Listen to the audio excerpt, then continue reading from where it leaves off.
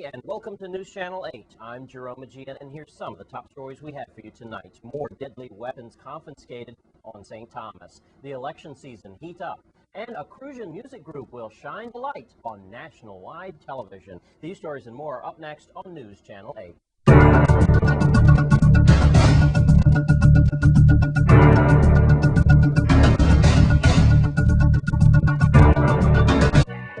News Channel 8 is sponsored by AT&T.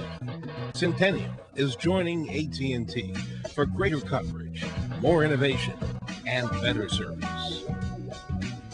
In our top story tonight, more deadly weapons have been confiscated on St. Thomas. News Channel 8's Wes Small files this report. Thanks a lot, Jerome. More problems at a St. Thomas cemetery.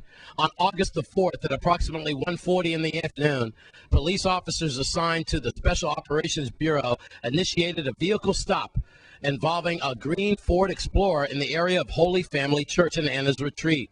That due to a simple traffic infraction. Meanwhile, officers, upon realizing that the vehicle had what appeared to be bullet holes, asked the operator for permission to search the vehicle. There were 4 occupants in that vehicle at the time, 3 males and 1 female. The operator did give consent to search the vehicle. Once that happened, the search revealed 2 handguns, a .357 Smith & Wesson revolver, a semi-automatic high-point Smith & Wesson 40 caliber. That's at least 2 deadly weapons in all.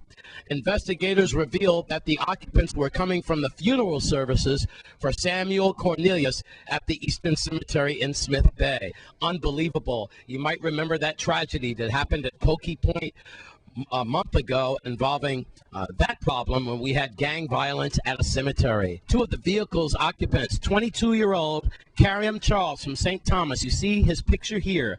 He's the operator of the vehicle. And then we have 21-year-old Kareem Liebert, also from Rock City, St. Thomas. They both admitted to being owners of the recovered firearms. They were arrested and both charged with 1 count each of possession of an unlicensed firearm. Bail was set in the amount of $35,000 for each of the suspects. Well, the election season has certainly heated up recently. News Channel 8's Wes Small is at the St. Croix Board of Elections. Thanks a lot, Jerome.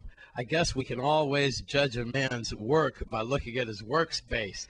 Now, this might look clutterized and cluttered, but I believe it's organized clutter. I always start off my election updates with this. John Abramson Jr., who is supervisor of elections. John, please tell us what's going on now since we passed another deadline. First, let me say good evening to your viewing audience. What we're doing today is on August 3rd was the first day at noon that individuals could start to bring in their petitions and papers for actually filing for the office of which they are seeking. On August 10th at 5 p.m.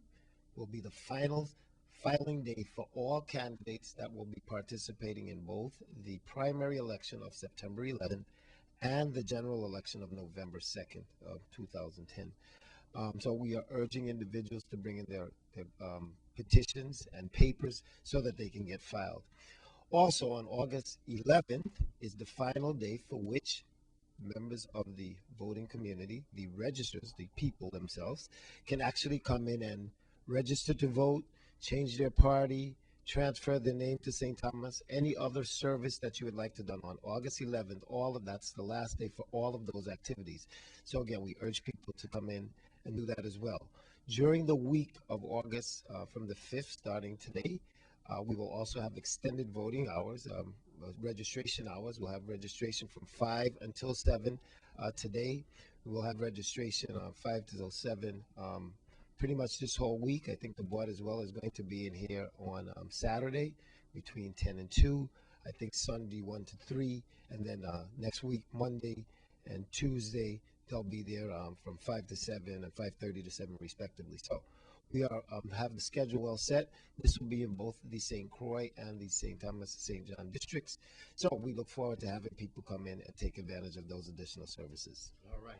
You know, John, one group of people that I've left out, people who have problems getting to the polls, like senior citizens and so forth. Do y'all work in conjunction with Human Services and the various departments to make sure that and the absentee ballots and everything gets out on time? I know that comes into play, too. We have in place a voter assistance program where we are going to be going out to various home for the aged, hospital facilities, and we'll be doing that from an internal structure here at the agency.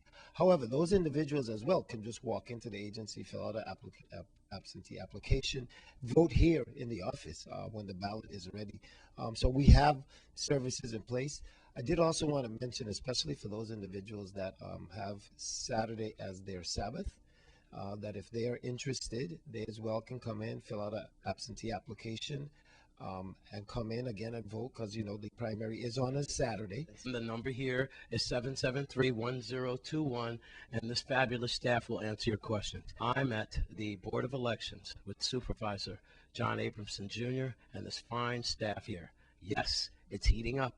I'm Wes Small for News Channel 8. Thanks, Wes, and congratulations to the hardworking members of the Virgin Islands Police Department. Here's a recent ceremony involving our Officers of the Month. Let's take a look. It's one of those days that I appreciate, coming out of my office to make these presentations. I have the awesome responsibility of being both the disciplinarian and also the individual that award officers.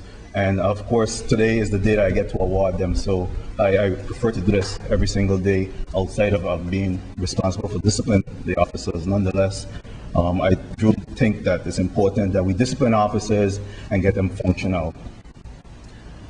Today's ceremony is to recognize those individuals that went above and beyond the call of duty and strive for excellence.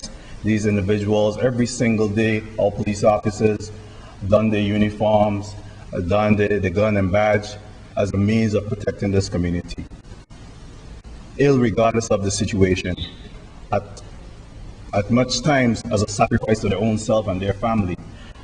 So certainly when we have an opportunity to recognize them, we want to do that. We have one officer in particular who is here, Andrea Claxton, a very new officer that has recently joined the police department, has stepped out of the box and already started to excel. And I'll tell you that while some individuals want to take Officer of the Month for granted, it also adds to your promotion. As you've been recognized for Officer of the Month, it goes towards your Officer of the Year consideration. And once you're recognized as Officer of the Year, then every time you're promoted, you get additional points towards your promotion as a result of being an Officer of the Month and Officer of the Year. So it's not something that's taken lightly, and we appreciate the hard work that each and every one of these officers have done. I am here for Officer Andrea Claxton from St. Catherine Beach.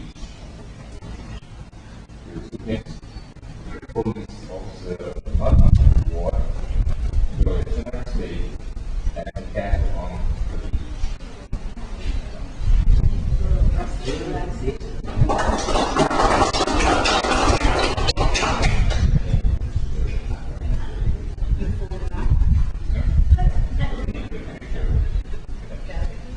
Personal objection, yeah.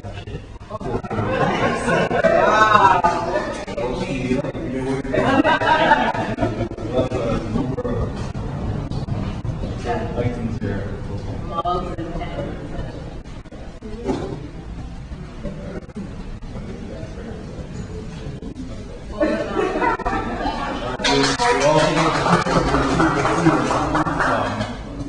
Again, it talks about our mission statement for the police department, as well as all the leadership of the police department.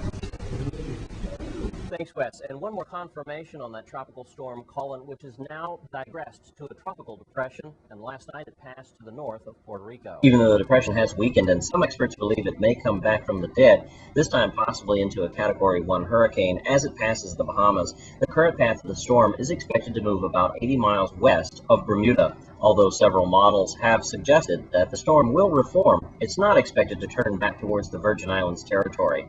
We are safe from Tropical Storm Colin, regardless of its changing position. And when we come back from this break, we'll take a look at your Caribbean report. Stay with us.